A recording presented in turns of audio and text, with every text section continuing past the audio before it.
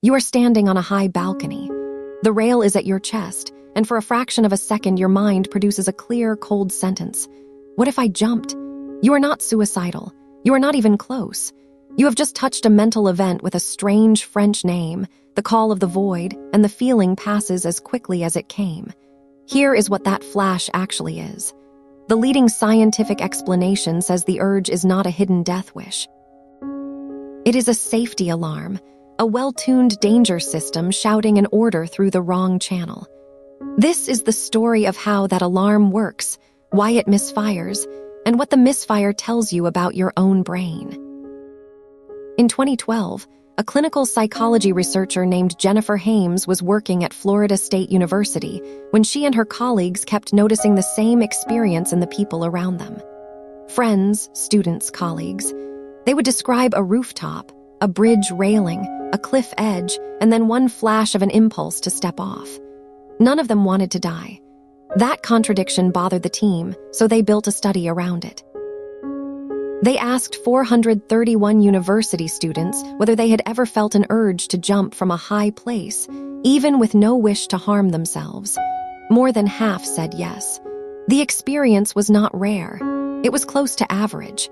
But the raw numbers were only the beginning of the puzzle. The strange pattern was hiding inside them. Here is the turn in the data that made the study worth writing down. The students who reported the call of the void were not the ones with a history of suicidal thinking. They were the ones who scored high on something called anxiety sensitivity. That is the trait of people who are unusually aware of their own alarm signals. The racing heart, the tight chest, the sudden sweat. They fear the fear itself. So the finding flipped the obvious reading. The urge to jump was not a vote for death. It was connected to how loudly a person's inner alarm rings and how badly that person wants the ringing to stop. The question the study could not answer was the one worth chasing. Why would a danger system, built to keep you alive, produce the exact thought of stepping off the edge? The leading theory is built on a simple trick your brain plays every day. When your body is alarmed, your mind needs a reason for it. Psychologists study this under the name causal attribution. Stand on a ledge and your body runs a full threat assessment. Pulse rises, muscles tense. Attention narrows to the drop. That is a normal, ancient reflex. But the brain is a storyteller, and it looks at the mounting alarm and asks what it is responding to. On a balcony, the obvious answer is the height. Yet something stranger can happen. The mind takes the arousal and writes a caption for it, and in a fast, automatic calculation, it lands on the most extreme caption available. I must be wanting to jump. The thought appears fully dressed as an order. In reality, the brain has misidentified the source of its own emergency signal. The proof is in the next motion. People who hear the whisper almost never lean. They flinch backward. Think about what the flinch reveals. The body's first move after the thought is not toward the edge. It is away. That suggests the real function of the thought was never to get you to jump. It was to mark the edge as absolutely forbidden. The brain runs a catastrophic simulation, the jump, the fall, the impact, and uses it to update your map of risk. You are not planning to jump. You are rehearsing what not to do. Some researchers describe it as the danger system overcorrecting. The cost of imagining the worst is a flash of dread. The cost of not imagining it, of standing complacent near a ledge, is death. So the system errs on the side of shouting. The whisper is not a failure of the alarm.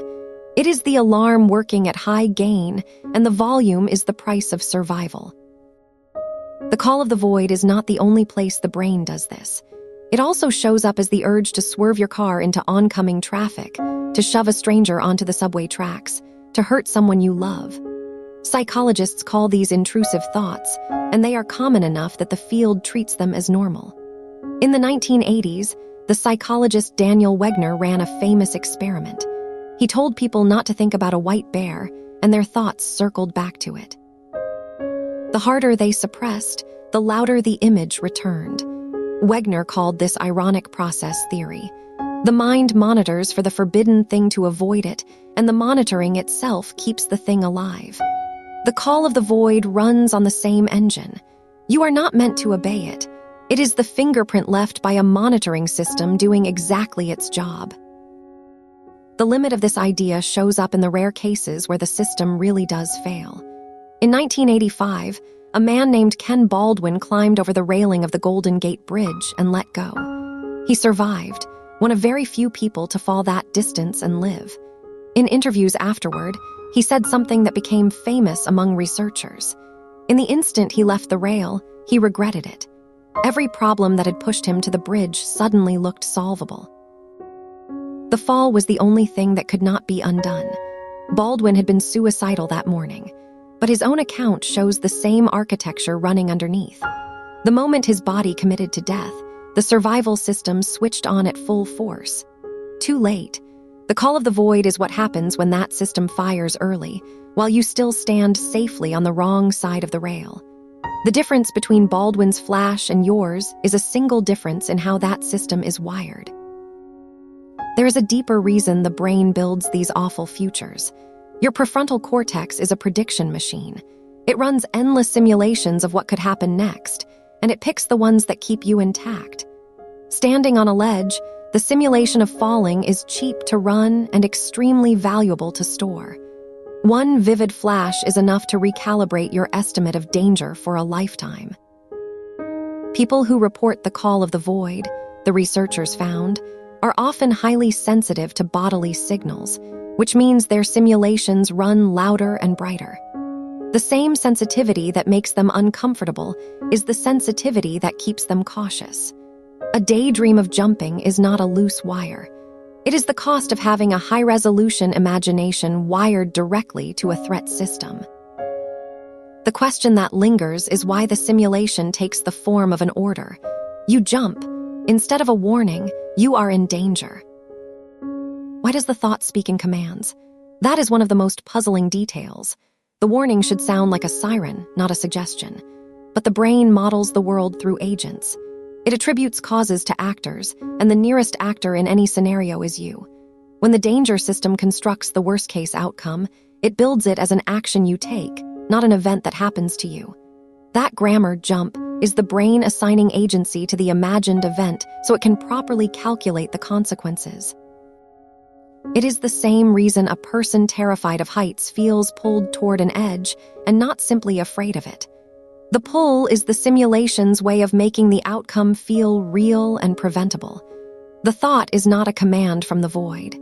It is a demonstration, complete with an actor, staged entirely by your own threat system. Now comes the part that most people find hardest to believe.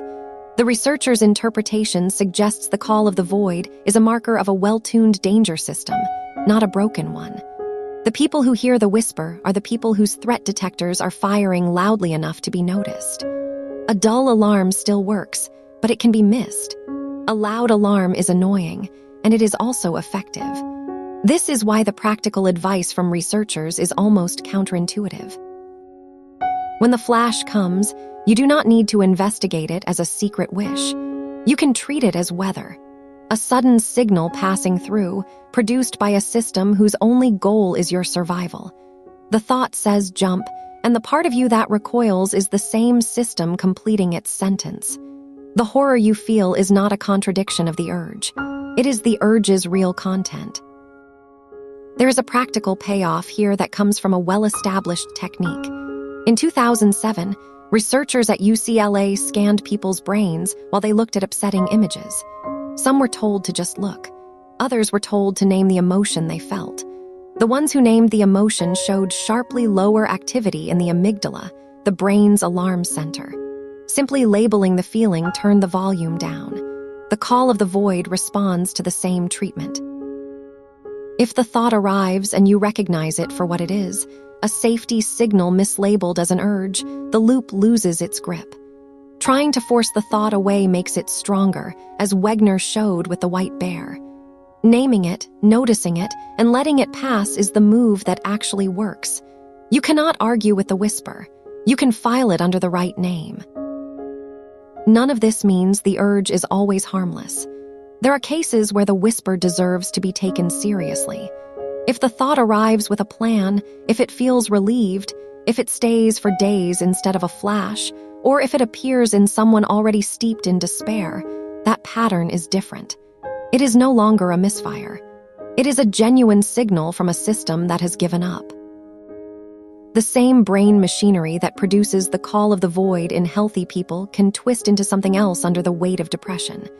The science draws a sharp line between the two. One is a flash that terrifies you. The other is a quiet thought that makes sense to you. If you have ever felt the second one, that is the moment to tell a professional. The first one is not a symptom. It is a sign your alarm is still set. Back to that balcony. The rail is low, the drop is long, and for a tenth of a second your mind offers the worst sentence it can build. The old reading says that sentence is a secret desire surfacing. The research says the opposite. The sentence is the alarm system's loudest test tone. It runs the catastrophe in your imagination so your body can practice rejecting it. The whisper did not come to loosen your grip. It came to tighten it. That is why the flinch follows automatically. That is why the thought feels foreign, because it is. Your brain has generated the very thing it fears most, and it did that precisely because it was trying to protect you from it. The call of the void is not a crack in your mind.